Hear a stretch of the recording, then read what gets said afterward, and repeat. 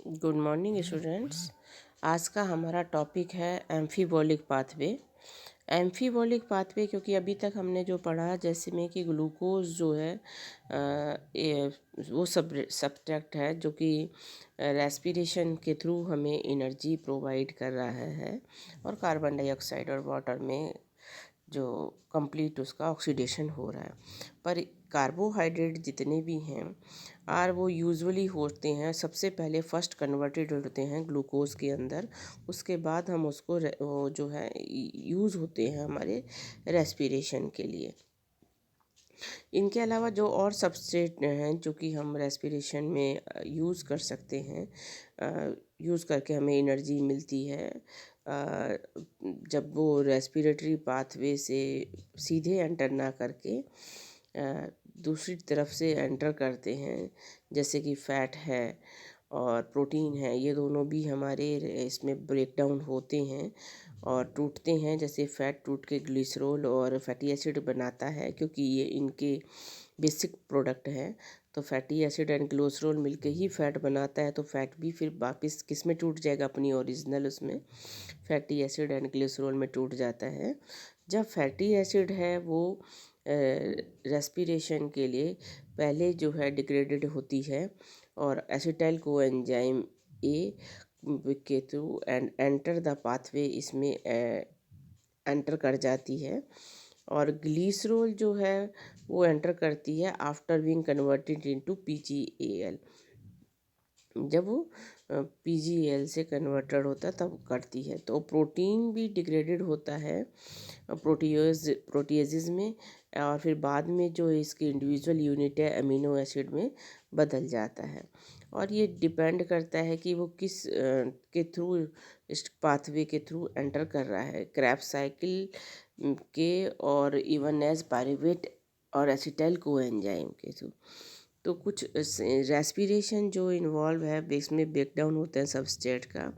तो the respiratory process है has a traditionally been considered a catabolic process है, catabolic break down होना, and the respiratory pathway as a catabolic pathway. इसलिए respiratory pathway क्या है, catabolic pathway है, anabolic pathway नहीं है। But is this understanding correct? We have discuss, हम कर चुके हैं पहले भी, ये ब्रेक डाउन होता जाता है। तो ये इम्पोर्टेंट जो हमारा मेन बात है कि हमें जो है रेस्पिरेटरी पाथवेज जो है इन तीनों सब्सटेंस के थ्रू हमें एनर्जी लेनी है। जो सिर्फ फैटी एसिड भी would be broken down into acetyl coenzyme before entering the respiratory pathway when it is used as a substrate। तो ये सबस्ट्रेट की तरह यूज़ होती है। But when the organism need to synthesis fatty acid, acetyl coenzyme would be withdrawn from the respiratory pathway for it। Hence the respiratory जो pathway है comes into both during breakdown and synthesis of the fatty acids। Similarly during breakdown and synthesis of protein too लगातार टूट रहे हैं और बन रहे हैं। Respiratory intermediate from the link breaking down process within the living organism is catabolism and synthesis is anabolism। तो respiratory pathway क्योंकि चीज़ें बन भी रही हैं, चीज़ें टूट भी रही हैं, तो involve in both anabolism and catabolism. It would be consider the respiratory pathway is an amphibolic pathway rather than as a catabolic pathway। अब इसके थ्रू हम समझेंगे, जैसे फैट है, कार्बोहाइड्रेट है, प्रोटीन है।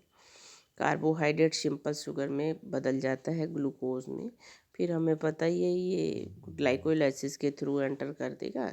ग्लाइकोलाइसिस से ये पायरुविक एसिड में बदलता है और पायरुविक एसिड से फिर एसिटाइल कोएंजाइम से ये क्रेब्स साइकिल के थ्रू एनर्जी प्रोवाइड करता है। और फैट क्या करता है, फैट पहले अपनी यूनिट में टूटेगा फैटी एसिड एंड ग्लिसरॉल में, और फिर इसमें एंटर कर जाएगा ग्लाइकोलाइसिस में, और फिर ये जब डाइहाइड्रोक्सी एसीटोन बनता है तब ये फिर यही प्रोसेस से ब्रेक डाउन होकर हमें एनर्जी प्रोवाइड करता है। ऐसे ही प्रोटीन भी अपनी बेसिक यूनिट अमीनो एसिड में टूटेगा और फिर आके पायरुविक एसिड में बदल कर फिर इसी तरीके से हमें एनर्जी प्रोवाइड करता है। तो ये ग्लूकोज हमें लगातार एनर्जी देता रहता है फैट, और ये जब हमें ज़रूरत होती है तब देता है। एम्फीबॉलिक कहलाया क्योंकि कैटाबॉलिक और मेटाबॉलिक कैटाबॉलिक और एनाबॉलिक पाथवे कंटिन्यूस चलते रहते हैं।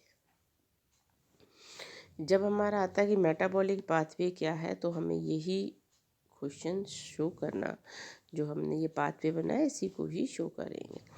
अब हमारा है लास्ट टॉपिक, रेस्पिरेटरी क्वेश्चन क्या है।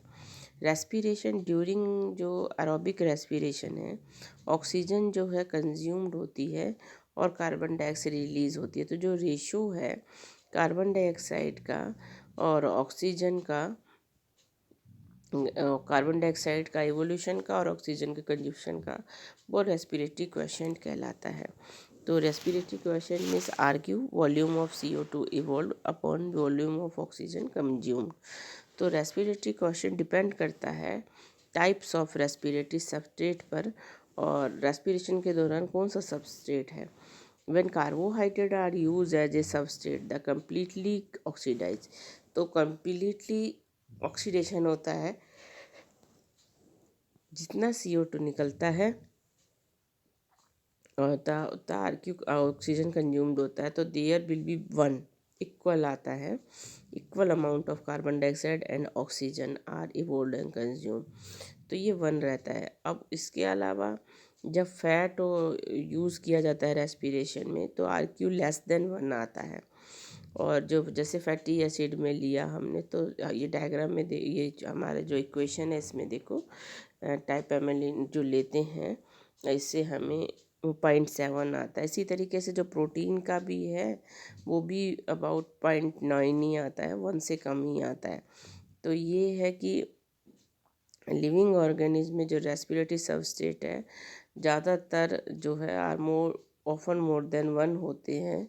प्योर प्रोटीन और फैट भी जो है are never use as a respiratory substrate.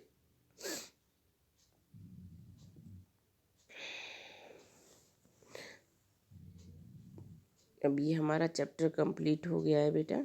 हम नेक्स्ट चैप्टर अब करेंगे, इसके आप क्वेश्चन आंसर कर लीजिए। Thank you.